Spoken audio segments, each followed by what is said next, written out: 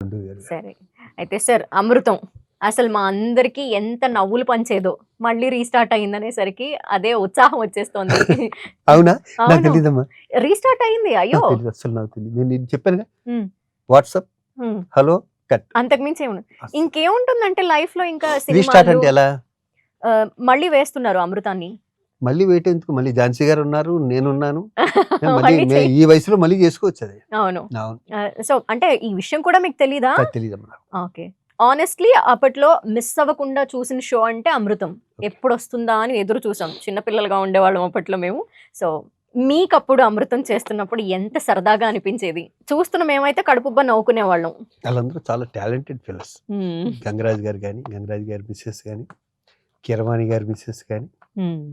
మా అందరూ ప్రతి ఒక్కళ్ళు హ్మ్. దాంట్లో రమ గారు గాని, రాజమౌళి గారి మిసెస్ గాని వాళ్ళందరూ పార్ట్ మెమరబుల్ డేస్ నిజం. అవన్నీ. ఆ!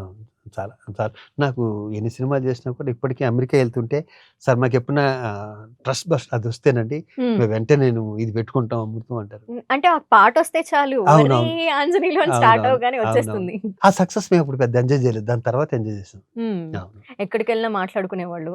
అంటే అవునవును. ఎన్ని బాగా సినిమాలు చేసినా కూడా నాకు దీనికొచ్చిన క్రేజ్ వేరు. ఒక పెద్ద ప్రొడ్యూసర్ నాతో ఏమన్నా అంటే అమ్మా నేనప్పుడు మూవీ అడ్మినిస్ట్రేషన్‌లో వైస్ ప్రెసిడెంట్‌గా ఉండగా, శివాజీ సినిమా ఇండస్ట్రీకి సంబంధించినోడు టీవీలు చేస్తున్నావు.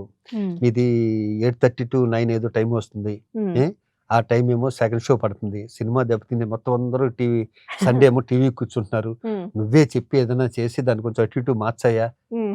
చాలా బాధపడుతూ ఉన్నారు. హ్మ్. అప్పుడు అర్థమైంది అది ఎంత సక్సెస్.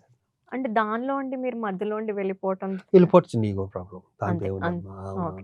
ఇది అన్నదమ్ముల మధ్యన గొడవ వస్తది. అందరి హ్మ్. మధ్యన గొడవ వస్తది. ప్రొడ్యూసర్‌కి, ఆర్టిస్ట్‌కి రావటానికే ఉంది. అంతే. అలా వెళ్ళిపోయింది. అలా వెళ్ళిపోయింది.